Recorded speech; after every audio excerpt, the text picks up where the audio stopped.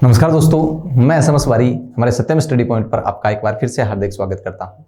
भारतीय संविधान एवं राज्य व्यवस्था का अध्यापन कर रहे थे और भारतीय संविधान एवं राज्य व्यवस्था की इसी कड़ी में आज हम व्यवस्थापिका पर अध्ययन करेंगे। देखिएगा, पिछले कुछ दिनों से हमने संघ सरकार के बारे में अध्ययन कर रहे थे। संघ सरकार में हमारा जो पहला अध्याय था, संघ सरकार में हमारा जो पहला अध्याय था कार्यपालिका। संघ सरकार को हमने 5 अध्यायों में बांट रखा है।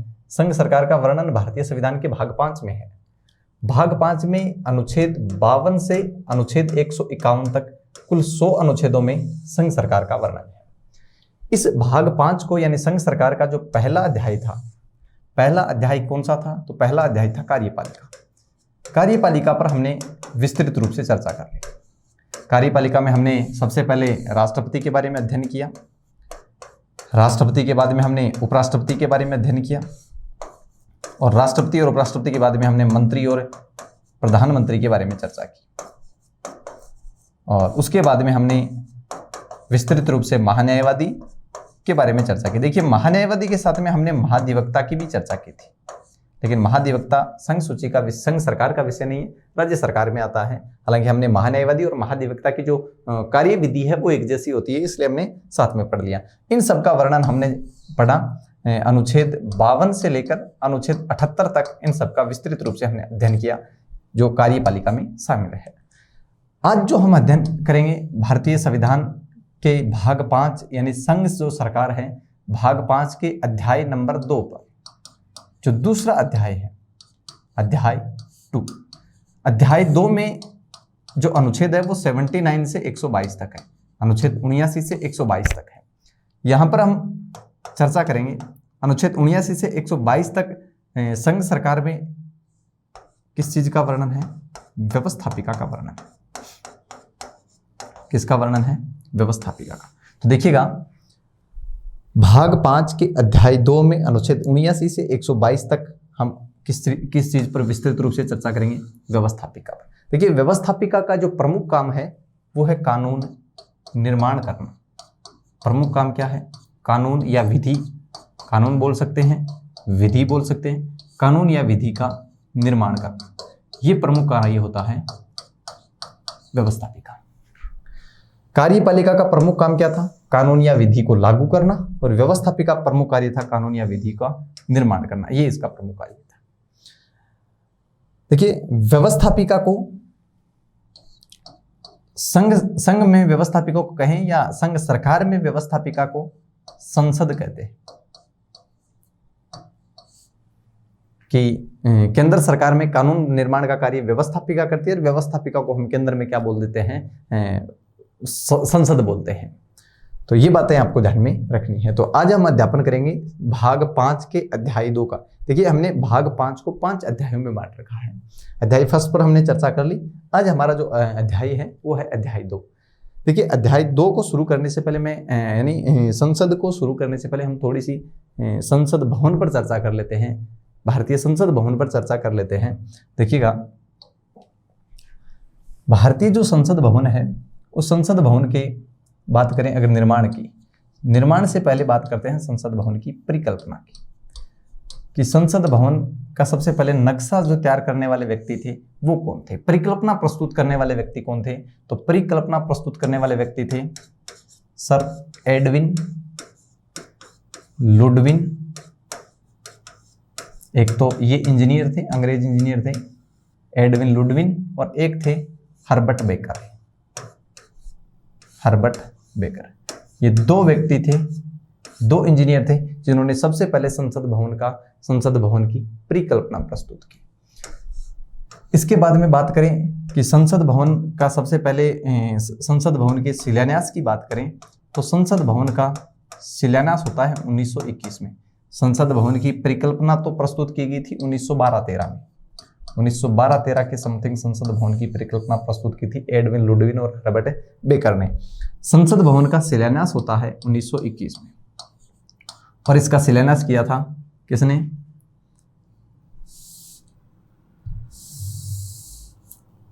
शिलान्यास किया था ड्यूक ऑफ कनॉट ने। ड्यूक ऑफ कनॉट ने संसद भवन का शिलान्यास किया। इसका भारतीय संसद भवन का उद्घाटन होता है 6 साल बाद, यानी 1927 में। 1927 में भारतीय संसद भवन का उद्घाटन होता है और उद्घाटन करने वाले थे उस समय के तत्कालीन viceroy Lord Irwin. Lord Irwin ने 1927 में इस भारतीय संसद का क्या किया था? उद्घाटन किया था। देखिएगा 1921 में ड्यूक ऑफ कनॉट ने भारतीय संसद का 1921 में ड्यूक ऑफ कनॉट ने भारतीय संसद का शिलान्यास किया। उसके 6 साल बाद 1927 में भारतीय संसद का उद्घाटन किया उस समय के तत्कालीन वाइसराय लॉर्ड इरविन ने। देखिएगा ये जो भारतीय संसद है, भारतीय जो संसद भवन है वो अंग्रेजी के यू आकार के समान है। किसके समान है? अंग्रेजी के यू आकार के समान है। मैं आपको चित्र भी दिखा देता हूं किस प्रकार का। ये भारतीय संसद भवन का चित्र है, अंग्रेजी के यू आकार का समान है। कई बार इस प्रकार का प्रश्न भी कई एग्जामों में पूछ लिया गया है। ये जो संसद भवन है, इस संसद भवन को भारत का हृदय कहते हैं। भारत का क्या कहते हैं? हृदय। और इस भारत के हृदय पर एक बार अटैक भी हुआ है, एक बार हमला भी हुआ है, जिसे हम 2001 का संसदीय आतंकी हमला बोलते हैं। 13 दिसंबर 2001 को अफजल गुरु के नेतृत्व में भारतीय संसद पर हमला होता है। उसके हमलावर अफजल गुरु को 2013 में पदवी फांसी दे दी गई थी, 9 फरवरी 2013 को। ये बातें आपको भारतीय संसद भवन के बारे में ध्यान में रखनी है। तो ये चर्चा की हमने भारतीय संसद भवन की, ये होगी भारतीय संसद भवन। अब हम भारतीय संसद भवन के बाद में भारत के संसद की बात करना चाहते हैं। तो देखिएगा भारतीय संसद के गठन का जो प्रावधान है वो भारतीय संविधान के अनुच्छेद 79 में है। किस अनुच्छेद में है? अनुच्छेद 79 में। भारतीय संविधान का अनुच्छेद 79 कहता है कि राष्ट्रपति तथा संसद के 2 सदनों, राष्ट्रपति तथा संसद के 2 सदन कौन कौन से? एक तो राज्यसभा और एक है लोकसभा। इनसे मिलकर भारतीय संसद का निर्माण है या गठन होता है। तो अनुच्छेद 79 में भारतीय संसद भवन के गठन का वर्णन है। अनुच्छेद 79 क्या कहता है कि राष्ट्रपति तथा संसद के 2 सदनों से मिलकर भारतीय संसद का गठन होगा। ये बात आपको ध्यान में रखनी कि भारतीय संसद का गठन कब होगा? जब राष्ट्रपति, राज्यसभा और लोकसभा ये तीनों हो, तब हम उसे बोलते हैं संसद। देखिएगा राष्ट्रपति भारतीय संसद के किसी भी सदन का हिस्सा नहीं है। राष्ट्रपति संसद के किसी भी सदन का हिस्सा नहीं है। नहीं तो लोकसभा का सदस्य है, नहीं राष्ट्रपति की, नहीं राज्यसभा का सदस्य है। राष्ट्रपति संसद के किसी भी सदन का सदस्य नहीं है, फिर भी संसद का अंग है। राष्ट्रपति संसद के किसी भी सदन का सदस्य नहीं है, फिर भी संसद का अंग है। ऐसा क्यों है? ऐसा इसलिए है क्योंकि संसद से अगर कोई प्रस्ताव पारित होता है, कोई विधेयक पारित होता है, तो वो विधेयक तब तक अधिनियम नहीं बन पाता, तब तक एक्ट नहीं बन पाता, जब तक राष्ट्रपति उस पर हस्ताक्षर नहीं कर दे। तो इसलिए राष्ट्रपति संसद का प्रमुख अंग है। ये बात आपको ध्यान में रखनी है। देखिएगा भारत की जो संसदीय शासन व्यवस्था है, भारत की जो संसदीय शासन व्यवस्था है, वो संसदीय शासन व्यवस्था हमने इंग्लैंड से अपनाई है। भारतीय संसदीय शासन व्यवस्था हमने किस देश के संविधान से अपनाई है? तो हमने अपनाई है इंग्लैंड से। लेकिन भारतीय संसदीय शासन व्यवस्था और इंग्लैंड की संसदीय शासन व्यवस्था में एक डिफरेंस है। तो डिफरेंस क्या है? देखिए इंग्लैंड में संसद सर्वोच्च है। इंग्लैंड में संसद सर्वोच्च है, यानी मैं ऐसा कहूं कि विश्व की सर्वोच्च, अगर संसद पूछ ले कि विश्व की सबसे शक्तिशाली संसद किस देश की है, तो इंग्लैंड की है। और इंग्लैंड की संसद के लिए ऐसा कहा भी जाता है कि वो आदमी को महिला और महिला को पुरुष नहीं बना सकते, बाकी इंग्लैंड की संसद जो चाहे वो कर सकती है, इतनी ताकतवर है। तो भारत ने संसदीय शासन व्यवस्था भले ही इंग्लैंड से अपनाई हो, लेकिन इंग्लैंड में संसद सर्वोच्च है, हमारे ऐसा नहीं है, हमारी संसद सर्वोच्च नहीं है। मैं आपको ये समझाना चाह रहा हूं। मेरे हिसाब से आपको ये बात समझ में आ गई होगी। तो संसद का गठन यानी अनुच्छेद 79 ये कहता है कि राष्ट्रपति, राज्यसभा, लोकसभा इनसे मिलकर संसद का गठन होता है। राष्ट्रपति संसद का प्रमुख अंग है और राष्ट्रपति को संसद का अंग इसलिए माना गया है क्योंकि संसद से कोई भी विधेयक पारित होते हैं तो विधेयक तब तक अधिनियम नहीं बन पाते जब तक राष्ट्रपति स्वीकृति नहीं देते, जब तक राष्ट्रपति हस्ताक्षर नहीं करते। ये बात आपको ध्यान में रखनी है। अब हम चर्चा करते हैं राज्यसभा के बारे में। सबसे पहले हम राज्यसभा के बारे में ही देख लेते हैं। देखिए, राज्यसभा की बात करें तो राज्यसभा का वर्णन अनुच्छेद 80 में है।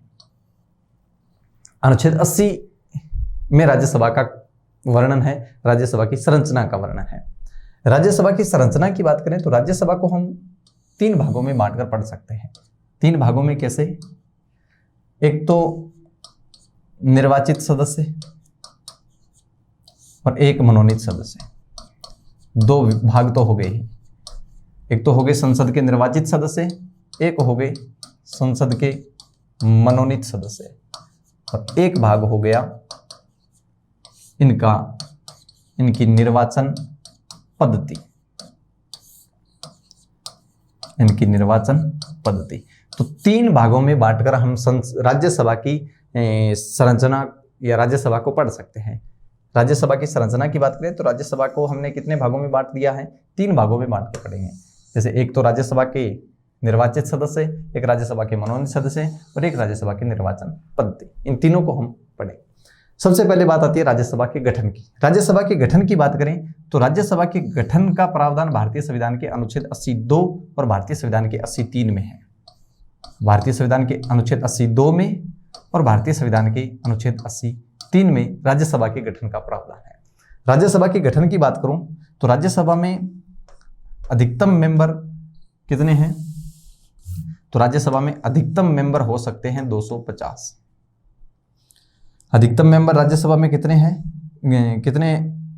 हो सकते हैं? तो 250 हो सकते हैं। वर्तमान की बात करूं तो वर्तमान राज्यसभा में सदस्य हैं 245। 250 में से 12 सदस्य तो मनोनीत होते हैं और 238 सदस्य निर्वाचित होते हैं। अधिकतम की बात करें कि अधिकतम, अगर राज्यसभा की बात करूं, राज्यसभा के गठन में बात करूं तो कि राज्यसभा के अधिकतम सदस्य संख्या राज्यसभा में कितनी हो सकती है? तो 250 हो सकती है। 250 में से 238 सदस्य तो अधिकतम निर्वाचित हो सकते हैं और 12 सदस्य मनोनीत हो सकते हैं। लेकिन वर्तमान की बात करूं तो वर्तमान में राज्यसभा में सदस्य है 245। 245 में से वर्तमान में कितने सदस्य मनोनीत हो रहे हैं? 12। और अधिकतम कितने सदस्य मनोनीत हो सकते हैं? तो 12 ही हो सकते हैं। अगर मैं निर्वाचित की बात करूं तो वर्तमान में निर्वाचित हो रहे हैं 233। ये जो 233 सदस्य निर्वाचित हो रहे हैं ये भारत के 28 राज्य और 3 केंद्र शासित प्रदेशों से हो रहे हैं। 28 भारत के जो राज्य हैं वहां से और 3 भारत के जो यूटीज हैं, जो केंद्र शासित प्रदेश हैं, वहां से हो रहे हैं। भारत के 28 राज्यों से वर्तमान में कितने सदस्य निर्वाचित हो रहे हैं? तो भारत के 28 राज्यों से वर्तमान में जो सदस्य निर्वाचित हो रहे हैं वो है 225। क्योंकि जब जम्मू कश्मीर भारत का राज्य था, अब जो यूटी बन गया है, जब जम्मू कश्मीर भारत का राज्य था तो जम्मू कश्मीर की 4 सीटें हैं, वो जम्मू कश्मीर की 4 सीटें यहाँ पर इंक्लूड कर दी जाती है। तो 29 राज्यों को 229 सीटें थी। अब जम्मू कश्मीर राज्य नहीं रहा, एक केंद्र शासित प्रदेश बन गया, तो वहां पर जब विधानसभा का गठन होगा तो वहां से 4 सदस्य निर्वाचित होके आएंगे। तो 3 यूटीज हैं, दिल्ली है, पुदुचेरी है और एक जम्मू एंड कश्मीर है। इन तीनों से अगर सदस्यों की बात करूं तो कितने सदस्य निर्वाचित होते हैं वर्तमान में? 8। बाकी 5 केंद्र शासित प्रदेश और बच गए, वहां से कोई भी सदस्य निर्वाचित या निर्वाचित होकर क्यों नहीं आता? इसलिए नहीं आता कि ये जो राज्यसभा है, राज्यसभा को बनाया ही राज्यों के हितों के लिए है, कि राज्यों के हितों का प्रावधान करने के लिए राज्यसभा को बनाया गया है।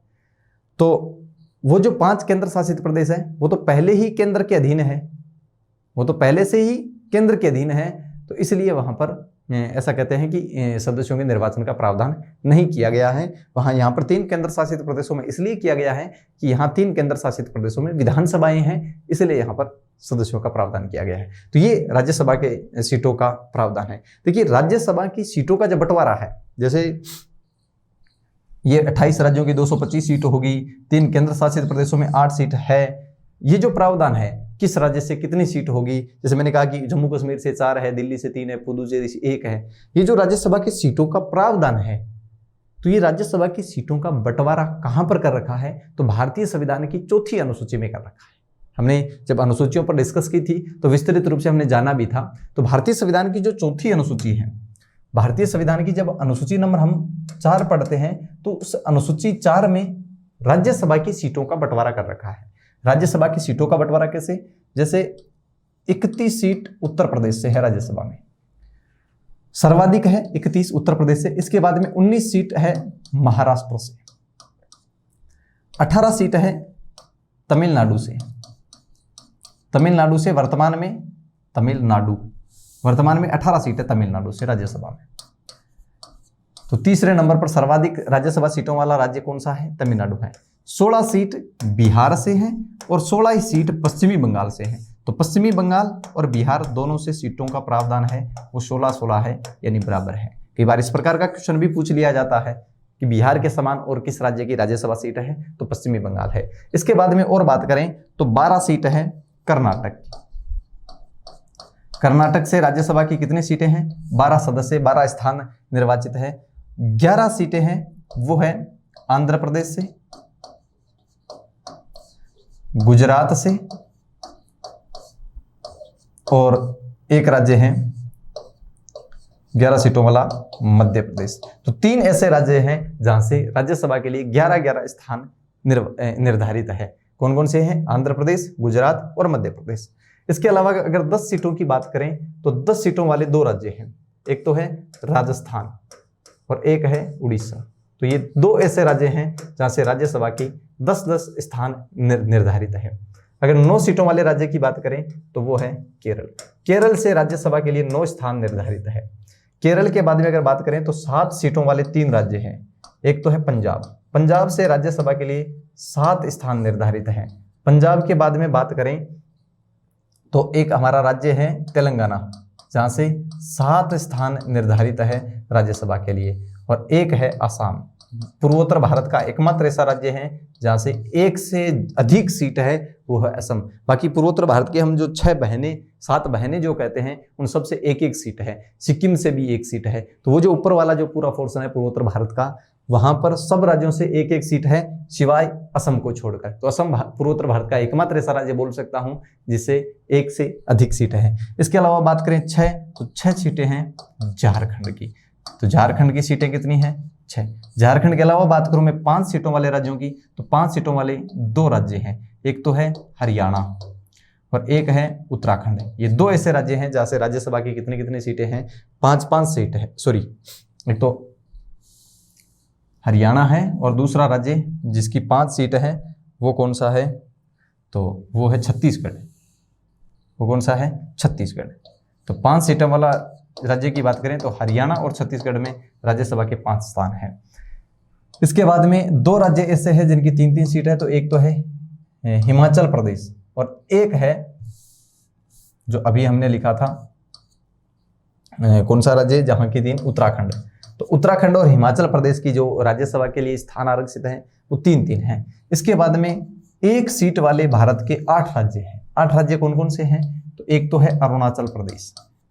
अरुणाचल प्रदेश की राज्यसभा की 1 सीट है। फिर नागालैंड है। देखो मैंने अभी आपको बताया था असम को छोड़कर उधर वाले बाकी जो 6 राज्य हैं और सिक्किम सहित 7 राज्य, उन सब की सीटें हैं वो 1-1 है। तो एक है मणिपुर, एक है मिजोरम, एक है त्रिपुरा, एक है मेघालय, त्रिपुरा। इसके अलावा सिक्किम की भी 1 सीट है और सिक्किम के अलावा एक राज्य और है जहां की 1 सीट है, वो है गोवा। तो ये भारत के वो 28 राज्य हैं जिनसे राज्यसभा की 225 सीटें, 225 स्थान निर्धारित हैं। तो ये बातें आपको ध्यान में रखनी है कि किस राज्य से कितनी सीटें हैं, एग्जामिनर का पता नहीं क्या पूछ ले, तो ये बात आपको ध्यान में रखनी है। अब मैंने आपको ये बताया कि भारत के 3 केंद्र शासित प्रदेश है जिनसे 8 सीटें हैं, उनकी भी देख लेते हैं, बातें कर लेते हैं। जैसे 4 सीटें जम्मू एंड कश्मीर की हैं, 3 सीटें हैं वो दिल्ली से प्रस्तावित, दिल्ली से है, और एक जो स्थान है वो पुदुचेरी से है। तो ये 8 स्थान कहाँ से निर्धारित हैं, कहाँ से निर्वाचित के लिए निर्धारित हैं तो 3 केंद्र शासित प्रदेशों से हैं। तो भारतीय अगर वर्तमान में अगर राज्यसभा की बात करें तो वर्तमान में राज्यसभा से ये जो हमने चर्चा की कि 28 जो राज्य हैं उनसे ये 225 स्थान निर्धारित हैं और जो 3 केंद्र शासित प्रदेशों के स्थान की बात करें तो वो ये है। ये बातें आपको ध्यान में रखनी है। आगे हम ये बात करते हैं कि राज्यसभा के सदस्य निर्वाचित होने के लिए योग्यता क्या है।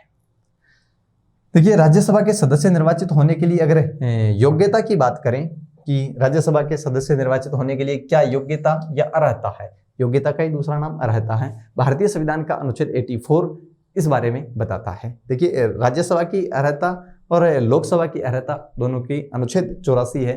तो यहाँ पर मैं ऐसे भी बोल सकता हूँ संसद के सदस्य की अर्हता, ये बात भी आपको ध्यान में रखनी है। देखिए, योग्यता क्या है। सबसे पहली योग्यता तो यही है कि वो भारत का नागरिक होना चाहिए, भारत का नागरिक हो,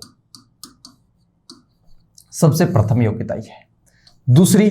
दूसरी ये है कि तीसरी अनुसूची, भारतीय संविधान की जो 3rd अनुसूची है उस तीसरी अनुसूची में जो शपथ का प्रारूप है, तीसरी अनुसूची में जो शपथ का प्रारूप दे रखा है उस तीसरी अनुसूची में दिए गए शपथ के प्रारूप को निर्वाचन आयोग द्वारा जो निर्धारित पीठासीन है, निर्वाचन आयोग द्वारा जो निर्धारित व्यक्ति है उसके समक्ष वो क्या ले, शपथ ले। देखिएगा, जितने भी व्यक्ति चुनाव लड़ते हैं राज्यसभा को, चुनाव लड़ने से पहले यानी जब वो अपना जो फॉर्म भरते हैं उस समय उन्हें शपथ लेनी पड़ती है और उस शपथ का प्रारूप भारतीय संविधान की 3rd अनुसूची में है। भारतीय संविधान की जो तीसरी अनुसूची है उसमें जो शपथ का प्रारूप दे रखा है उस शपथ के प्रारूप के अकॉर्डिंग, उस शपथ के प्रारूप के अकॉर्डिंग उसे निर्वाचन आयोग ने जिस सदस्य को निर्धारित कर रखा है उस सदस्य के सामने उस व्यक्ति को शपथ लेनी होगी। ये इसकी दूसरी योग्यता है। तीसरी योग्यता है आयु की, और आयु कितनी होनी चाहिए, 30 वर्ष की आयु पूर्ण कर चुका हो, यानी 30 वर्ष की आयु जिसकी पूरी हो गई हो, भारत का नागरिक हो। और तीसरी अनुसूची में जो शपथ का प्रारूप दे रखा है उस शपथ के प्रारूप को वो निर्वाचन आयोग द्वारा निर्धारित किसी व्यक्ति के सामने शपथ ग्रहण करता हो। ये 3 योग्यता। और इसके अलावा एक बात और लिखी हुई है कि संसद समय समय पर जो भी योग्यता निर्धारण करे उसका वो पालन करे। क्या लिख रखा है कि संसद समय समय पर जो भी योग्यता निर्धारण करे उसका वो पालन करे, जो भी योग्यता निर्धारित करे उसका वो पूरा करे, उसे भी पूरा करे। ये बातें आपको ध्यान में रखनी है। तो ये एक राज्यसभा के सदस्य निर्वाचित होने के लिए योग्यता, चाहे निर्वाचित हो चाहे मनोनीत हो, योग्यता क्या है, भारत का नागरिक होना चाहिए, 3rd अनुसूची के अनुसार वो निर्वाचन आयोग द्वारा निर्धारित किसी व्यक्ति के समक्ष शपथ लेता हो, इसके अलावा 30 वर्ष की आयु पूर्ण हो जानी चाहिए, और संसद द्वारा अन्य अगर कोई योग्यता निर्धारित की जाती है बाद में तो वो योग्यता भी वो पूरी करनी चाहिए, तभी वो राज्यसभा का सदस्य बनने योग्य है। देखिए, एक नाम आता है अयोग्यता। ये तो बात होगी योग्यता की कि राज्यसभा के सदस्य बनने के लिए योग्यता क्या होनी चाहिए। अब आता है अयोग्यता। देखिए, अयोग्यता का मतलब यहां पर इस किस चीज से है, अयोग्यता को मैं 2 भागों में बांट सकता हूं। अयोग्य का मतलब ये होता है कि कोई व्यक्ति सदस्य बन गया उसके बाद में अयोग्य कैसे होगा। तो अयोग्य कैसे होगा, एक तो बात कर रखी है अनुच्छेद 103 में, एक बात कर रखी है अनुच्छेद 102 में। अनुच्छेद 103 ये कहता है कि अगर कोई व्यक्ति राज्यसभा का सदस्य बन गया और राज्यसभा का सदस्य बनने के बाद अगर वो पागल हो गया, अगर वो दिवालिया हो गया, अगर वो मानसिक रूप से विकृत हो गया, या फिर वो भारत का नागरिक नहीं रहा, तो वो राज्यसभा का सदस्य अयोग्य हो जाएगा। अब उसकी अयोग्यता का निर्धारण कौन करेगा, तो उसकी अयोग्यता का निर्धारण करेगा राष्ट्रपति। लेकिन राष्ट्रपति उसकी अयोग्यता का निर्धारण किसके परामर्श पर करेगा, केंद्रीय निर्वाचन आयोग के परामर्श पर करेगा। अनुच्छेद 102 में यह दे रखा है कि अगर कोई व्यक्ति राज्यसभा का सदस्य बना, और अनुच्छेद 102 में यह लिख रहा है कि दल बदल के आधार पर उस व्यक्ति की अयोग्यता निर्धारित की जाए। दल बदल यानी कोई व्यक्ति राज्यसभा का सदस्य बना, बाद में किसी दूसरे दल में वो सम्मिलित हो जाता है, तो उस समय उसकी योग्यता का निर्धारण, उसकी अयोग्यता का निर्धारण है वो कौन करेगा? तो उस सदन का पीठासीन करेगा। जैसे यहाँ पर राज्यसभा का सभापति उसकी अयोग्यता का निर्धारण करेंगे। तो ये बात आपको ध्यान में रखनी है। तो ये अयोग्यता की बात होगी अनुच्छेद 103 और 102। समझ गए होंगे 103 में क्या है, 102 में क्या है, ये बात होगी अयोग्यता की। आगे अगर हम बात करें योग्यता के बाद में, तो योग्यता के बाद में निर्वाचन मंडल की राज्यसभा के जो सदस्य हैं उन्हें वोट कौन देंगे? तो वो है निर्वाचन मंडल। और निर्वाचन मंडल का प्रावधान भारतीय संविधान के किस अनुच्छेद में है? अनुच्छेद 80 में है। निर्वाचन मंडल में क्या है कि राज्यसभा के सदस्यों को वोट कौन देंगे? तो राज्यसभा के सदस्यों को वोट कौन देंगे? तो राज्यसभा के सदस्यों को वोट देंगे, देखिएगा क्या लिखा हुआ है भारतीय संविधान में, ऐसा लिखा हुआ है प्रत्येक राज्यसभा सदस्य को उस राज्य की विधानसभा के निर्वाचित सदस्य चुनेंगे या नियुक्त करेंगे।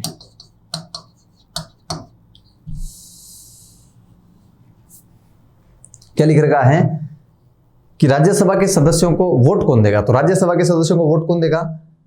उसी राज्य के, जैसे मान लीजिए हमने देखा था कि राजस्थान से राज्यसभा के 10 सदस्य थे। अभी 10 सदस्यों को चुनता कौन है? तो राजस्थान से ये जो 10 सदस्य चुने जाएंगे, तो आपको पता है एक साथ तो चुने नहीं जाएंगे। इसके लिए अभी हम चर्चा करेंगे, ये फॉर्मूला ये रहेगा 3 3 और 4।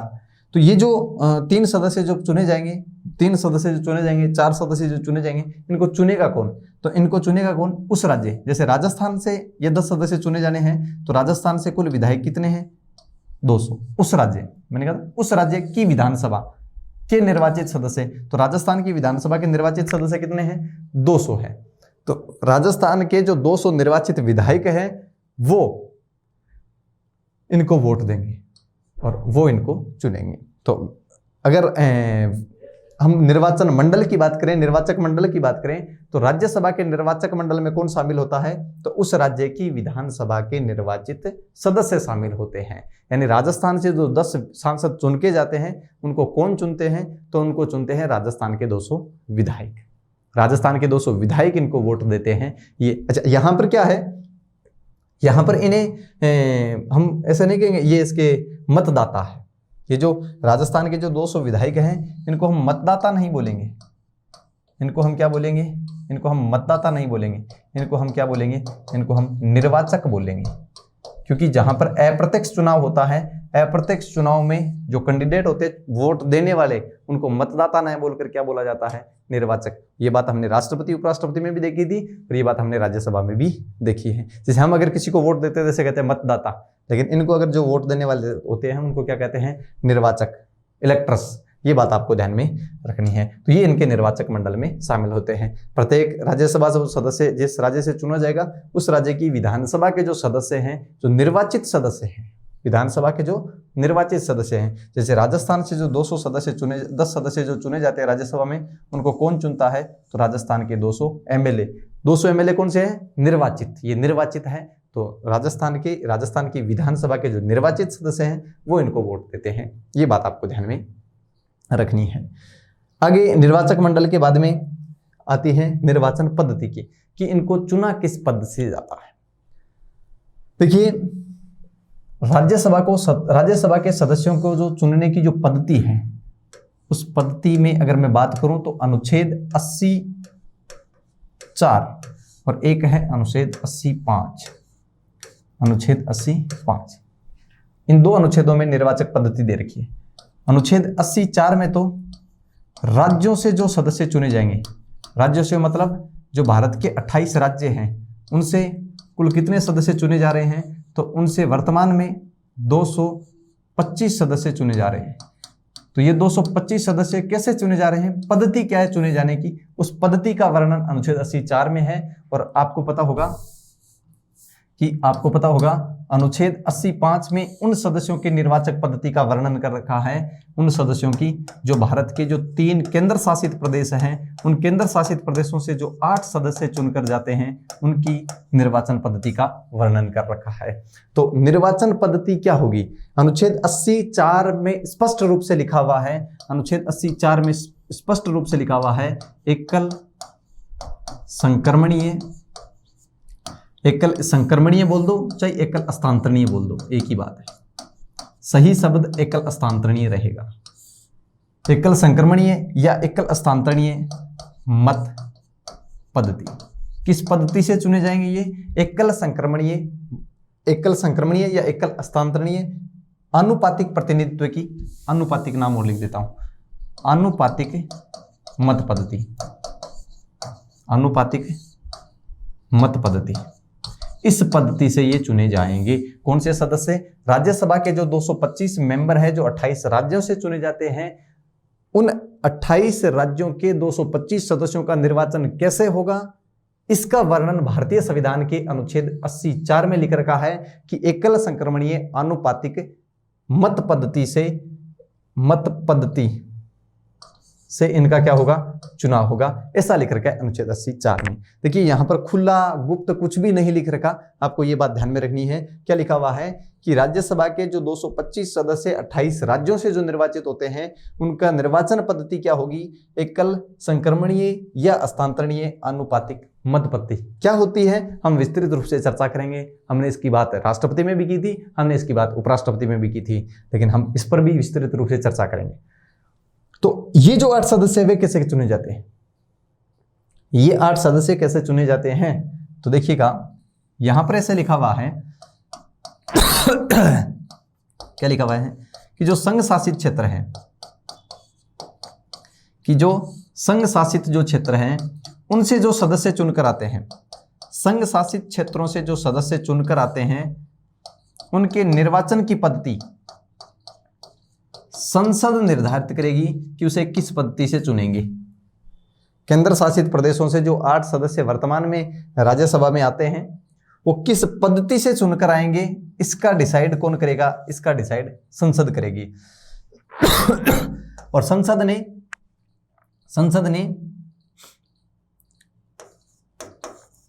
प्रतिनिधि अधिनियम, संसद प्रतिनिधि अधिनियम, संसद ने प्रतिनिधि अधिनियम 1951 में, कौन सा प्रतिनिधि? जनप्रतिनिधि।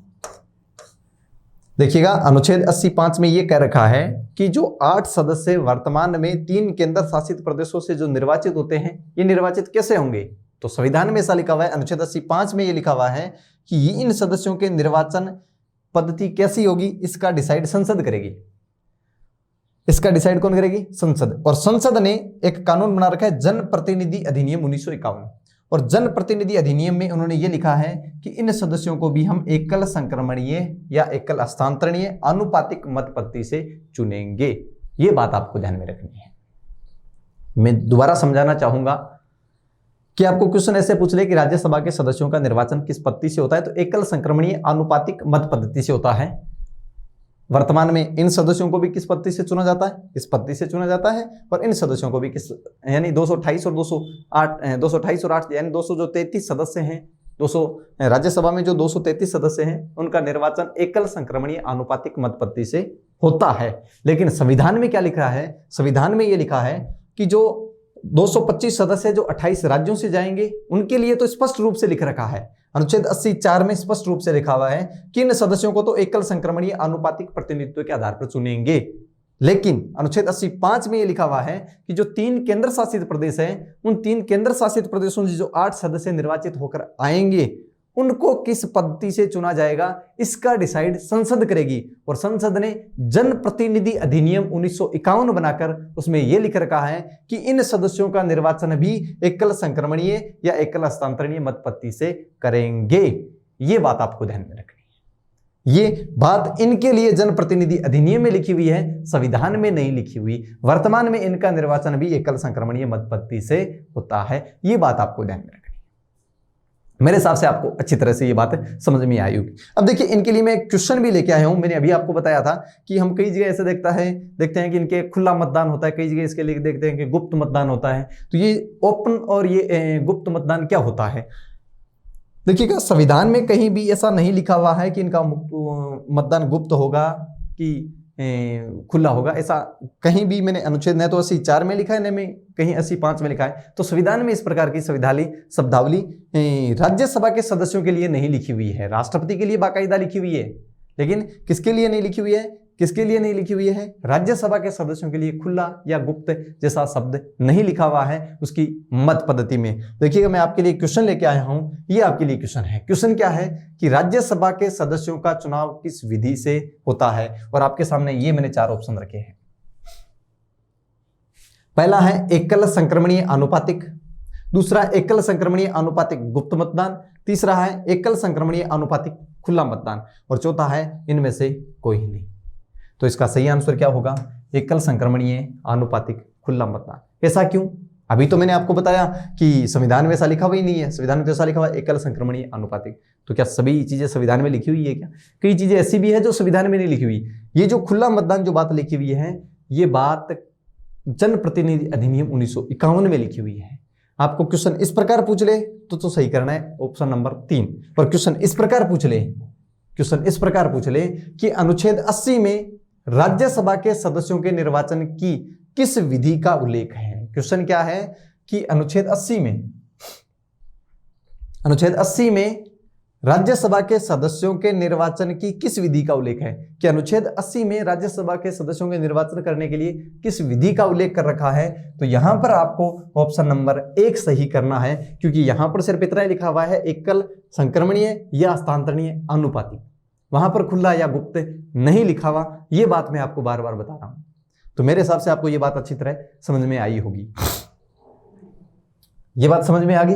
अच्छा, अब हम देखते हैं कि ये ओपन या गुप्त मतदान क्या होता है, एकल संक्रमणीय मत पद्धति क्या होती है। देखिएगा, ये समझेंगे तो मेरे हिसाब से साथ में अगर मैं समझा ही देता हूं ये क्या होती है। जैसे मान लीजिए कुल सदस्य कितने हैं? 245 है वर्तमान। 233 + 12, ये कुल सदस्य कितने हैं? 235 हैं।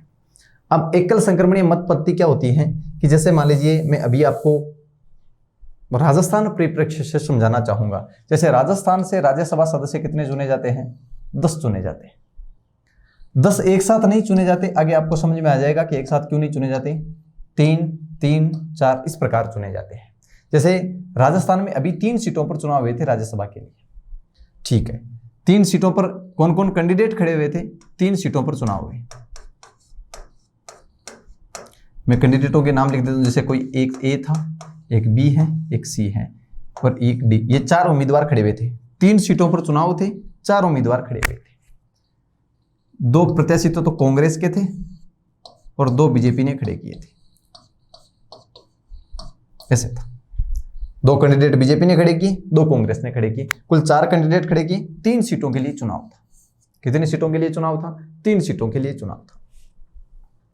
अब मैंने आपको यह बताया कि इन 3 सदस्यों को, या फिर कहें कि राज्यसभा के सदस्यों को वोट कौन देता है? तो राज्यसभा के सदस्यों को वोट देता है उसी विधानसभा के निर्वाचित सदस्य। तो राजस्थान की विधानसभा के कितने सदस्य निर्वाचित हैं? 200। ये 200 सदस्य इनको वोट देंगे। अब इनके वोट में क्या होता है, एक इनके वोट कैसे होंगे? तो मैंने अभी आपके सामने लिखा था एकल संक्रमणीय। एक नाम तो लिखा था एकल संक्रमणीय बोल दूं या बोल दूं एकल हस्तांतरणीय। तो एकल संक्रमणीय या एकल हस्तांतरणीय का मतलब यह होता है कि मतदान है वो वरीयता क्रम में दिए जाएंगे। इसका मतलब क्या होता है? मतदान वरीयता क्रम में दिए जाएंगे। और अनुपातिक का मतलब क्या होता है? अनुपातिक का मतलब यह होता है, अनुपातिक का मतलब यह होता है कि चुनाव जीतने के लिए एक निश्चित कोटा डिसाइड होगा, एक निश्चित अनुपात डिसाइड होगा कि कौन व्यक्ति चुनाव जीतेगा। इसका एक निश्चित अनुपात होगा। और अनुपात क्या होगा? तो अनुपात होगा कि कुल सदस्य, जैसे अनुपात यहां पर क्या अनुपात डिसाइड किया जाएगा? तो जैसे कुल विधायक कितने हैं? 200। यानी कुल निर्वाचक कितने हैं? 200 निर्वाचक हैं। कितनी सीटों पर चुनाव हो रहे हैं? 3 सीटों के लिए चुनाव हो रहे हैं। तो 3 + 1 कितना आया? उसमें 1 जोड़ देंगे, वो क्या होगा? उसका निर्धारित कोटा होगा, मत क्या होगा? आनुपातिक कोटा हो जाएगा। तो जैसे यहां पर आ गया 51 कि 51 विधायक जिस तरफ जाएंगे, जिसको 51 विधायक वोट देंगे वो विजेता हो जाएगा। यहां पर ऐसा होता है। जैसे हमने राष्ट्रपति में यह देखा था कि राष्ट्रपति में जैसे 1000 मत होते हैं कुल, तो उसमें हमने 2 का भाग दिया था और 1 जोड़ा था। वहां पर मैंने आपको जानबूझकर ऐसा नहीं बताया था कि 2 क्यों लिखा था। मैंने 2 इसलिए लिखा था, आपको पता है कि राष्ट्रपति के जब चुनाव होते हैं तो कितने राष्ट्रपति चुने जाते हैं? 1 चुने जाते हैं कि 5 चुने जाते हैं? तो आपको पता है राष्ट्रपति तो 1 ही चुना जाता है। तो मैंने यहां पर 1 और 1 में 1 जोड़ दिया, तो कितने हो गए? 2। तो 1 तो हो गया राष्ट्रपति का पद और 1 उसमें जोड़ देंगे तो कितने हो गए? 2। और 2 का भाग दिया तो 50% आ गया था, और 50% में 1 जोड़ देंगे तो वो संख्या आ जाएगी। वैसे मैंने यहाँ किया है कि कुल कितनी सीटों पर चुनाव हो रहे हैं उसमें 1 जोड़ दो, कुल कितने वोट देने वाले व्यक्ति हैं उनमें उनका भाग दे दो और 1 उसमें आगे जोड़ दो, तो वो जो संख्या आएगी वो उसका क्या हो जाएगा? निश्चित कोटा हो जाएगा चुनाव जीतने का। अब देखिएगा, राजस्थान में वर्तमान में आपको पता होगा कि राजस्थान में वर्तमान में बीजेपी के पास 73 सीट है, कांग्रेस के पास 107 सीट है, बाकी निर्दलीय विर्दलीय सारे और हैं। ये कांग्रेस बीजेपी का समीकरण था, ये बीजेपी और ये कांग्रेस। अब देखिएगा निर्धारित कोटा कितना हुआ? 51, यानी 51 विधायक जिसकी तरफ है उसकी 1 सीट है। तो कांग्रेस की सीट कितनी? 107, यानी उसे 2 विधायक जिताने के लिए कितने मत चाहिए?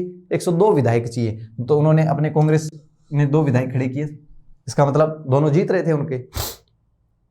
बीजेपी का कितना जीत रहा है? इस हिसाब से 1 जीत रहा है, दूसरा जीत तो नहीं रहा, जीत तो 1 ही रहा है। तो यहां पर क्या किया बीजेपी ने? बीजेपी को यहां पर क्रॉस वोटिंग की आशा थी कि कहीं कांग्रेस के विधायक बीजेपी को वोट दे दे तो हो सकता है हमारा जीत जाए। क्रॉस वोटिंग की बीजेपी को आशा थी, इसलिए उन्होंने एक यानी चौथा कैंडिडेट और खड़ा कर दिया, क्योंकि बीजेपी का प्रत्यक्ष रूप से तो जीत 1 ही रहा है। अब वोट क्या होते हैं? वोट एक निर्धारित वरीयता क्रम में दिए जाते हैं। जैसे कांग्रेस के 51 विधायक आएंगे और 51 ने लगातार पहली वरीयता A को दे दी कि हम सब A को पहली वरीयता दे दी, और दूसरी वरीयता किसको दे दी? तो दूसरी वरीयता दे दी उसने B को। कांग्रेस के विधायक आए जिसने इसको 1 नंबर प्रायिकता दी, उसने 2 नंबर इसको दे दी। पर तो 51 विधायक जैसे ही आए A जीत गया। फिर 51 विधायक कांग्रेस के और आए, उन्होंने 1 नंबर प्रायिकता इसको दी और 2 नंबर प्रायिकता इसको दे दी। तो 51 विधायक जैसे इसके पक्ष में आए ये भी जीत गया, ये भी जीत गया, क्योंकि 51 विधायक बीजेपी के जैसे इसकी तरफ आए अब ये जीत गया। अब इसको क्यों खड़ा किया? फिर इसको इसलिए खड़ा किया गया था क्योंकि आपको पता है कि अगर कांग्रेस के 10 विधायक अगर इधर बीजेपी की तरफ आ जाते तो निर्दलीय विर्दलीय मिला के अगर सचिन पायलट अपना खेमा पहले छोड़कर अगर इस तरफ चले जाते तो कांग्रेस को यहाँ पर नुकसान भी हो सकता था कि वो बोल रहे कि 19 विधायक है उसके पास में, तो यहाँ से 20 निकाल दो, 2 सीट कहाँ से लेके आते? तो इसलिए ऐसा किया गया, इसलिए ऐसा होता है। अब देखिएगा, एक मैंने नाम बोला है गुप्त और एक होता है खुला। गुप्त और खुला क्या होता है कि जब उम्मीदवार, जब ये विधायक इनको वोट देंगे इन सदस्यों को, तो ये क्या करेंगे? उनके पास जो पेपर होगा, जैसे जो भी पेपर होगा उस पेपर वो ठप्पा लगाएंगे, और ठप्पा लगा के पहले तो क्या होता था, पेपर पे ठप्पा लगाया और मतपेटी में डाल दिया। अब उस समय क्या होता था कि इससे भ्रष्टाचार बढ़ गया कि कांग्रेस का विधायक है, बीजेपी ने उसको खरीद लिया, उसने कहा कि भाई ये 5 करोड़ रुपए और तो बीजेपी को वोट दे देना, बीजेपी के विधायक। तो कांग्रेस को कैसे पता चले कि ये विधायक तो कांग्रेस का था और वोट बीजेपी को दे दिया? तो इस प्रकार ये खरीद फरोख्त चलती चलती भ्रष्टाचार बढ़ता गया। 2004 में क्या किया गया? पहले ये गुप्त मतदान होता था। 2004 में जनप्रतिनिधि अधिनियम 1951 में यह संशोधन करते हुए 2004 में गुप्त की जगह राज्यसभा में वहां पर लिख दिया खुला। अब आपको क्या करना होगा, जैसे ये वहां का निर्वाचन का हॉल है, यहाँ पर मतदान हो रहे हैं, तो यहाँ पर जैसे कांग्रेस के जो कैंडिडेट हैं वो अपना एक एजेंट निर्धारित करेंगे कि हमारा ये एजेंट है, बीजेपी वाला अपना एक एजेंट निर्धारित कर देंगे। क्या होगा, जैसे ही कांग्रेस के विधायक आएंगे उसने अपने मतपत्र पर वोट दिया और वो क्या करेंगे, कांग्रेस ने जो एजेंट निर्धारित कर रखा है उसको दिखाएंगे कि मैंने आपको वोट दे दिया, हमने कांग्रेस को वोट दे दिया। वो किसी अन्य को नहीं दिखाएंगे, नहीं तो प्रतिनिधि को दिखाएंगे, न बीजेपी वाले को दिखाएंगे। वो किसको दिखाएंगे, वो अपने पार्टी द्वारा जो एजेंट निर्धारित कर रखा है उसको दिखाएंगे। तो पार्टी के एजेंट को पता चल जाएगा हमें दिया है, इससे क्रॉस वोटिंग की संख्या कम हो जाएगी। अगर कोई क्रॉस वोटिंग करता है, यानी क्रॉस वोटिंग मतलब कोई कांग्रेस को, मतलब कांग्रेस का विधायक है, आया ठप्पा बीजेपी का लगाया और उसने बीजेपी वाले को दिखा दिया कि मैंने, देखो कांग्रेस का था, उसने उसे दिखा दिया कि देखो मैंने आपको वोट दिया है। तो उस समय जो कांग्रेस का जो बैठा हुआ है एजेंट, वो उसका विरोध करेगा और उसकी क्या हो जाएगा, उसका जो वोट है वो रद्द हो जाएगा। उसका वोट न तो बीजेपी को जाएगा न कांग्रेस को जाएगा। और ऐसा हुआ भी था। अगर मैं आपको बताऊं, गुजरात विधानसभा में ऐसा ही हुआ था। गुजरात विधानसभा में जो राज्यसभा के जब चुनाव हुए तो एक कैंडिडेट थे अमित शाह, एक कैंडिडेट थे स्मृति ईरानी, एक कैंडिडेट कांग्रेस के थे, मैं नाम भूल गया उनका, कोई पटेल थे, अहमद पटेल, अहमद पटेल। ये दोनों बीजेपी की तरफ से थे, ये कांग्रेस की तरफ से। 3 सीटों पर चुनाव थे और एक बीजेपी ने एक कैंडिडेट अपना और खड़ा कर दिया। 3 सीटों पर चुनाव थे, 4 कैंडिडेट खड़े हुए। देखिए 182 सीट है गुजरात में विधानसभा की, जिसमें से 6 स्थान रिक्त थे। तो उस समय कुल कितने स्थान थे, 76 स्थान, यानी 176 विधायक थे उस समय मौजूद। कितनी सीटों पर चुनाव होने थे, 3। तो मैंने लिखा 3 + 1, 4 का भाग दूंगा तो कितने आए, चौके चौके 16, 16 कितने आए, 16 बचे कितने, 1 16 44, और 1 और जोड़ूंगा तो कितने हो गए, 45। तो यानी 45 विधायक जिसको वोट देंगे वो विजय हो जाएगा।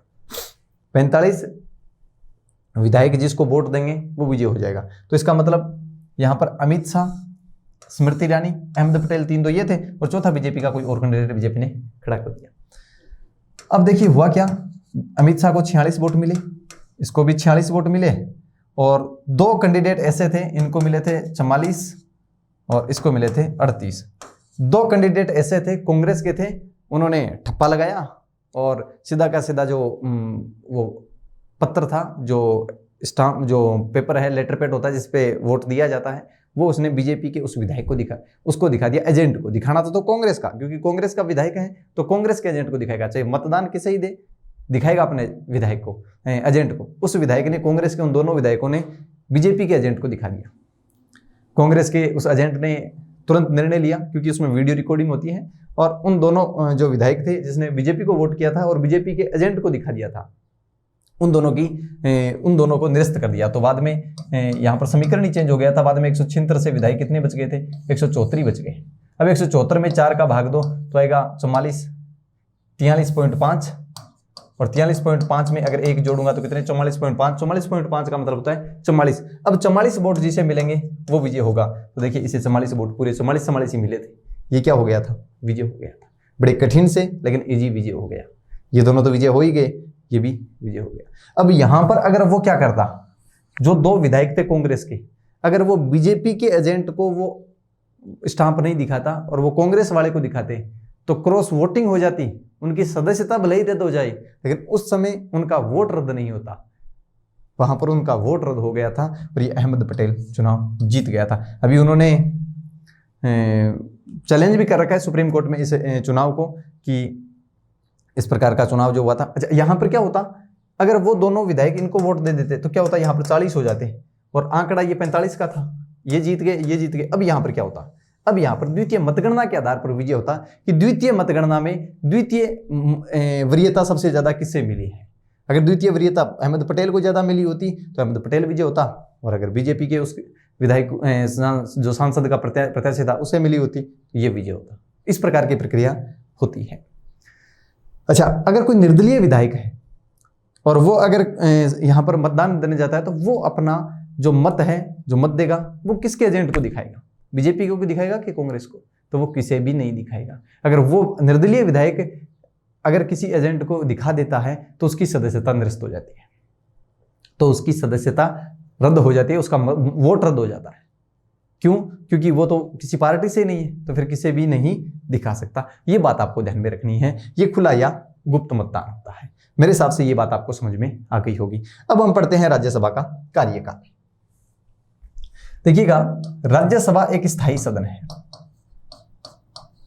हालांकि संविधान में स्थायी सदन ऐसा नाम नहीं लिखा हुआ, राज्यसभा में ऐसा मूल संविधान में ऐसा लिखा हुआ है अनुच्छेद 83 में कि राज्यसभा कभी विघटित नहीं होती। लेकिन मैंने यहाँ पर क्या लिखा है, एक ही बात है। तो राज्यसभा क्या है, एक स्थायी सदन है।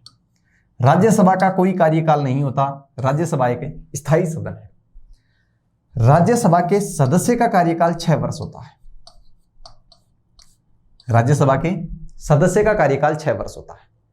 राज्यसभा एक स्थायी सदन है, राज्यसभा का कोई कार्यकाल नहीं होता, राज्यसभा के सदस्यों का कार्यकाल 6 वर्ष होता है। लेकिन अगर इतनी बात लिखी होती कि राज्यसभा के सदस्यों का कार्यकाल 6 वर्ष होगा, तो फिर राज्यसभा स्थायी सदन कैसे हुआ? वो तो अस्थायी हो गया। 6 साल के बाद में सारे के सारे हट जाते और सारे के सारे नए बन जाते, तो फिर राज्यसभा स्थायी कहाँ रहता? तो देखिए, राज्यसभा को स्थायी सदन बनाने के लिए एक लैंग्वेज लिखी हुई है। क्या लिखी हुई है? ये लिखी हुई है कि राज्यसभा के सदस्य अपने द्वितीय वर्ष पर 1/3 सदस्य सेवानिवृत्त हो जाएंगे। क्या लिखा हुआ है कि द्वितीय वर्ष पर 1/3 सदस्य सेवानिवृत्त हो जाएंगे। अवकाश ग्रहण नहीं लिखा है, हो जाएंगे, सेवानिवृत्त लिखा है।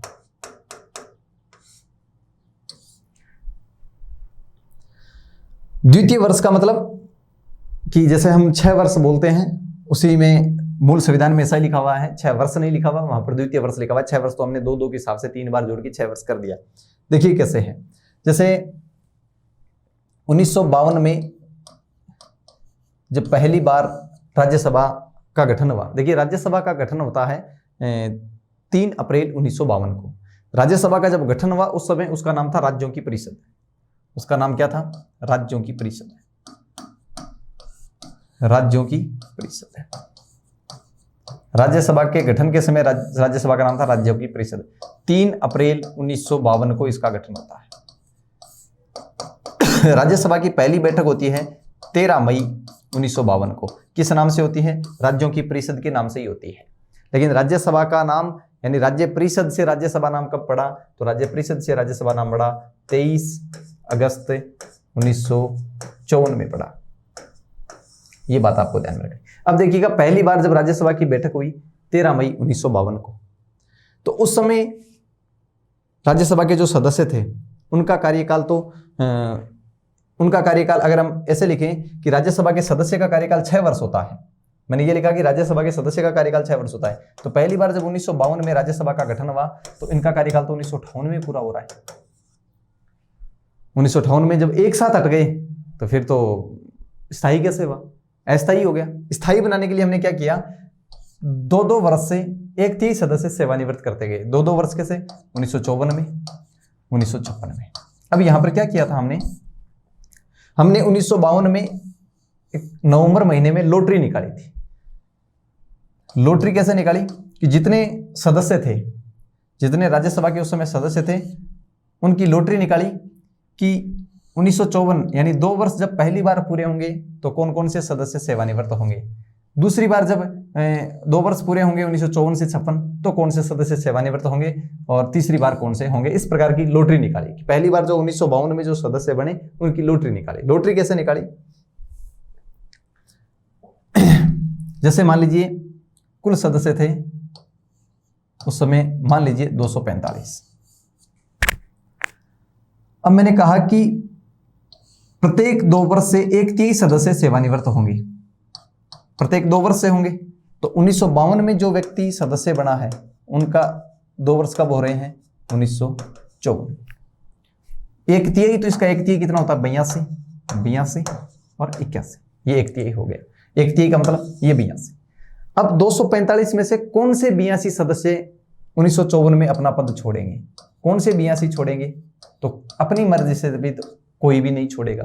तो इसके लिए क्या किया गया? इसके लिए एक लॉटरी सिस्टम निकाला गया। क्या निकाला गया कि सभी 245 व्यक्ति थे उनकी पर्चियां एक मटके में डाल दी गई, और फिर उसमें से 2 वर्ष बाद कौन से सदस्य सेवानिवृत्त होंगे, किस सदस्य का कार्यकाल 2 वर्ष का ही रहेगा, उनके लिए उन्होंने कितनी 1/3 सदस्य पर्चियां निकालनी थी। तो 1/3 सदस्यों की उन्होंने पर्ची, यानी 82 सदस्यों की उन्होंने पर्चियां निकाली। जिनके नाम आगे उनका कार्यकाल 2 साल का ही था। यह था प्रथम लॉटरी सिस्टम। यहां पर नए सदस्य बना लिए गए और उतने ही नए सदस्य आ गए, तो सदस्य वापस कितने हो गए? सदस्य वापस 245 ही हो गए। अब अगले साल, यानी अगले साल कब आना था? पहला आ गया 1954 में, फिर आना था 1956 में, यानी 2 वर्ष बाद 1954 के 2 साल कब हो रहे हैं? 1956 में। अब 1956 में कौन हटे? तो 1956 में पहले से नाम डिसाइड कर रखा था, पहले से नवंबर 1952 में ही लॉटरी निकाल दी थी कि कौन 1/3 सदस्य 1956 में हटेंगे। तो 1956 में कौन हटेंगे? तो अपनी मर्जी से, तो मैंने कहा कोई नहीं हटेंगे। तो उस समय लॉटरी निकाली थी कि ये 82 सदस्य हैं, ये 1956 में हटेंगे, यानी इनका कार्यकाल 4 वर्ष का ही रहेगा और इनकी जगह नए सदस्य आ जाएंगे। हालांकि ये सदस्य भी पुनः चुनाव लड़के आ सकते हैं, तो ऐसा कर दिया था। तो इन सदस्यों का कार्यकाल तो था 2 वर्ष, इनका हो गया 4 वर्ष और ये बच गया, इनका कार्यकाल कितना था? 6 वर्ष। यानी 1956 के बाद में जब 1958 आया तो हमें तीसरी बार लॉटरी सिस्टम निकालने की आवश्यकता नहीं पड़ी। क्यों नहीं पड़ी? क्योंकि इनका कार्यकाल 6 वर्ष हो चुका था। अब जब 1960 आया तो 1960 यानी 2 वर्ष और हो गए, 2 वर्ष बाद फिर 1/3 सदस्य हटाने थे। तो यहाँ पर 1954 में जो 1/3 सदस्य पुनः, यानी इनका कार्यकाल 2 साल का ही था, तो इनके बाद में पुनः जब यहाँ पर निर्वाचित होकर आते हैं तो इनका कार्यकाल यहाँ पर देखो 1954 से 60, 6 साल का पूरा हो गया। 1962 में इनका कार्यकाल 6 साल पूरा हो जाएगा, फिर 1966 में इनका कार्यकाल 6 साल का पूरा हो जाएगा। तो ये सिस्टम चलता रहा। तो इसके लिए हमने एक लॉटरी सिस्टम निकाला। तो मैंने यहाँ पर क्या लिखा था? मैंने यहाँ पर लिखा था प्रत्येक द्वितीय वर्ष पर 1/3 सदस्य सेवानिवृत्त होंगे। ये बात आपको ध्यान में रखनी है। ऐसा लिखा हुआ है कि राज्यसभा एक स्थायी सदन है, इसका कोई कार्यकाल नहीं होता, लेकिन राज्यसभा के सदस्य हैं, उनके 1/3 सदस्य सेवानिवृत्त हो जाते हैं। ये बात आपको ध्यान में रखनी है। ये तो बात होगी निर्वाचित सदस्यों की। अब निर्वाचित सदस्यों के बाद में आपको पता है कि 12 सदस्य राष्ट्रपति राज्यसभा में मनोनीत भी करता है।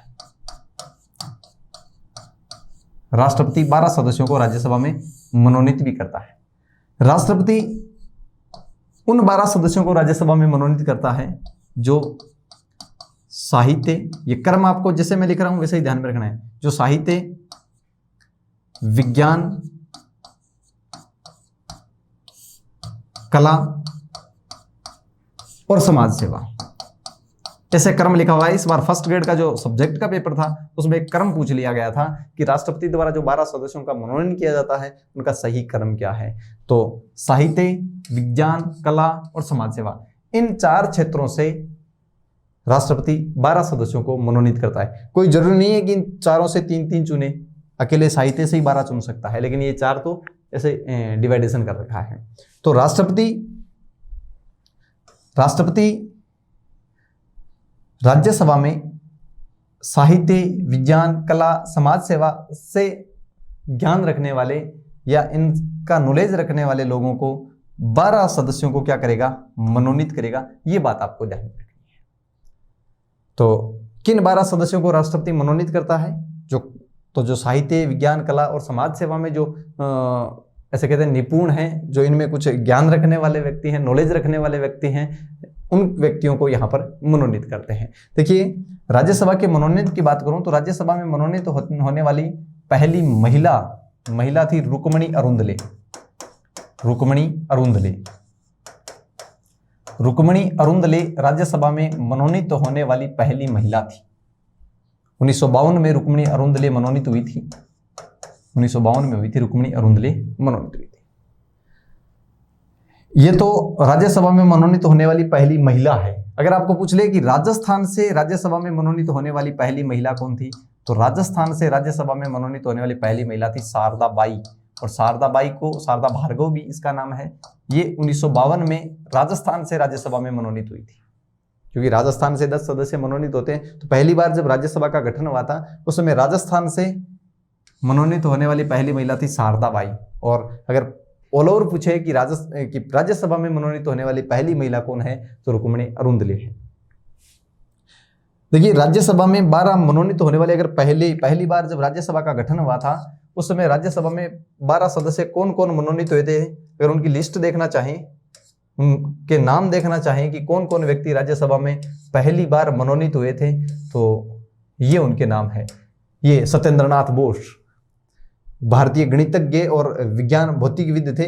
भारत सरकार ने 1954 में इन्हें पद्म विभूषण दिया था। 1952 में ये जो पहली बार जब राज्यसभा का गठन हुआ था उस समय ये मनोनीत सदस्य थे।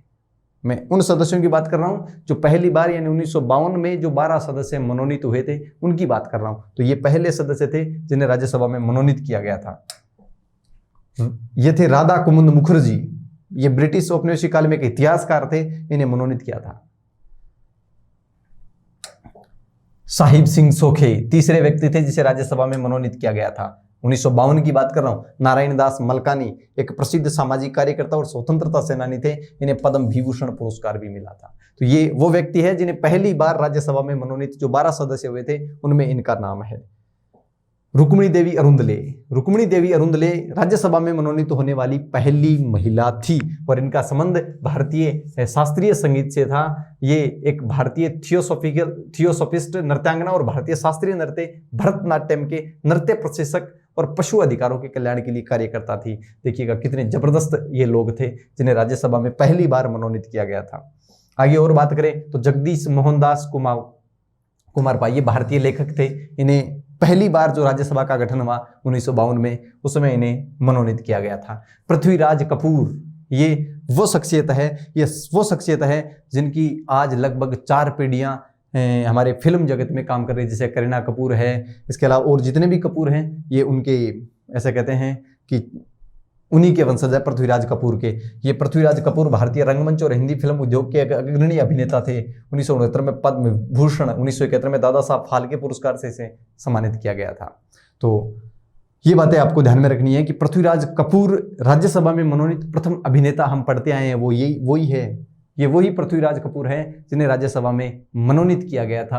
और ये पहली बार जब राज्यसभा का गठन हुआ था 1952 में तो राष्ट्रपति ने जो 12 सदस्य मनोनीत किए थे उनमें इनका भी नाम था। और आप ऐसे ऐसे व्यक्तियों को देखोगे कि कल्पना ही नहीं कर सकते। डॉक्टर जाकिर हुसैन ये वही व्यक्ति है जो भारत के तीसरे राष्ट्रपति भी रहे थे लगभग 2 वर्ष तक। और ये वही व्यक्ति है जो पूरे 5 वर्ष तक भारत के उपराष्ट्रपति भी रहे थे। देखिए कई बार इस प्रकार का क्वेश्चन भी पूछ लिया जाता है, हम सोच ही नहीं सकते। क्वेश्चन ऐसे आ जाता है डॉक्टर जाकिर हुसैन के बारे में असत्य छांटिए, ऐसे आ जाता है कि ये एक भारतीय राजनीतिज्ञ या फिर अर्थशास्त्री थे 1 नंबर, फिर ये भारत के राष्ट्रपति भी रहे हैं, ये भारत के उपराष्ट्रपति भी रहे हैं और पहली बार जब राज्यसभा के सदस्यों का मनोनयन हुआ उस समय ये पहले मनोनीत सदस्य भी थे। तो इस प्रकार का भी पूछ लिया जाता है। मैंने कुछ ऐसे नाम देखे थे इसलिए मैं आपके लिए नाम लेके आया हूँ। तो डॉक्टर जाकिर हुसैन पहली बार जब राज्यसभा में सदस्यों का मनोनयन हुआ था उस समय ये मनोनीत सदस्य के रूप में मनोनीत हुए थे। अच्छा, और कुछ ऐसे सदस्य हैं जो आप पहले कालिदास नाग, ये भारतीय इतिहासकार और लेखक थे। 1952 से 1954 तक राज्यसभा सदस्य रहे थे, यानी जो 2 साल वाले कार्यकाल वाला था ना, जो पहले लॉटरी सिस्टम, उस लॉटरी सिस्टम में इनका नाम था। 2 साल का ही था इनका कार्यकाल। ये भारत के राष्ट्र कवि के नाम से इन्हें महात्मा गांधी ने भारत का राष्ट्र कवि की उपाधि दी थी। ये वही व्यक्ति हैं जिसको हम हिंदी में पढ़ते हैं, मैथिली शरण गुप्त। मैथिली शरण गुप्त ये खड़ी बोली, हिंदी में खड़ी बोली कविता के अग्रदूतों में से एक थे। इन्हें पद्म भूषण भी मिला है। भारत के स्वतंत्रता संग्राम के दौरान इन्होंने अपनी एक रचना लिखी थी, भारत भारती। कब लिखी थी? 1912 में। इस भारत भारती रचना के कारण महात्मा गांधी ने राष्ट्र कवि की उपाधि दी। तो देखिए दोस्तों, कैसे कैसे व्यक्ति हमारी राज्यसभा में पहली बार जब राज्यसभा का गठन हुआ तो मनोनीत हुए थे। आप देख सकते हैं आज वर्तमान की अगर राज्यसभा के सदस्यों की बात करें तो मैं कुछ उन व्यक्तियों की भी नाम लेके आया हूं जो वर्तमान में राज्यसभा के सदस्य रहे हैं। देखिए, एक व्यक्ति जो पहली बार राज्यसभा के सदस्य के रूप में गठित हुए, अल्लादी कृष्णा स्वामी अय्यर। पहली बार जब राज्यसभा का गठन हुआ उस समय मनोनीत सदस्य के रूप में थे अल्लादी कृष्णा स्वामी अय्यर। ये वही अल्लादी कृष्णा स्वामी अय्यर हैं जो भारतीय संविधान सभा के सदस्य भी थे और भारत के वकील भी थे। ये भारतीय संविधान सभा के सदस्य थे अल्लादी कृष्णा स्वामी अय्यर।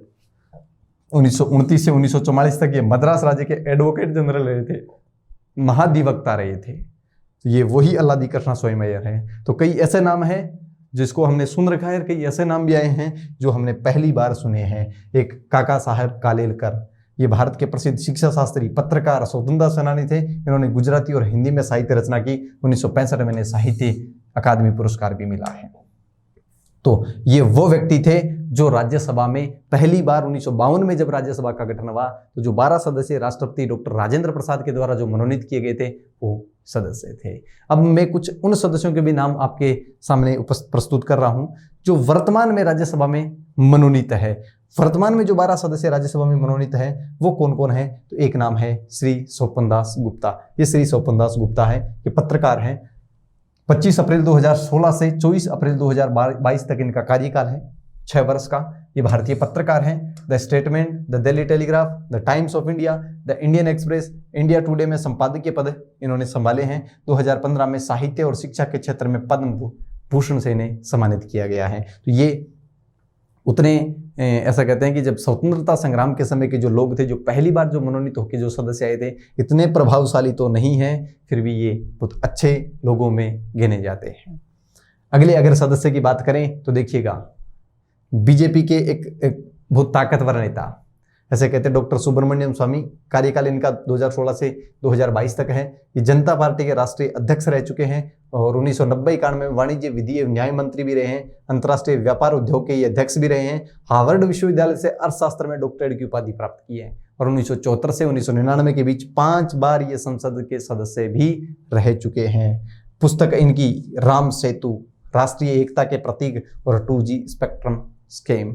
देखिएगा, आप हमेशा वित्त मंत्री की आलोचना करते हुए इनको आप सुनते हो। हालांकि बीजेपी के व्यक्ति है, फिर भी जब अरुण जेटली भारत के वित्त मंत्री थे तो इनकी आलोचना करते थे, और वर्तमान में जब निर्मला जी सीतारमण है तो उनकी भी आलोचना करते रहते हैं। तो ये हमेशा वर्तमान में जो हमारे वित्त मंत्री हैं उनकी आलोचना करते हुए आप इनको देखते हो। ये एक बहुत बड़े वकील है। आप ये डॉक्टर नरेंद्र यादव हैं, जो 2016 से 22 तक भारत के वर्तमान में राज्यसभा के मनोनीत सदस्य के रूप में इन्होंने डॉक्टर अंबेडकर पर कई पुस्तकें लिखी है।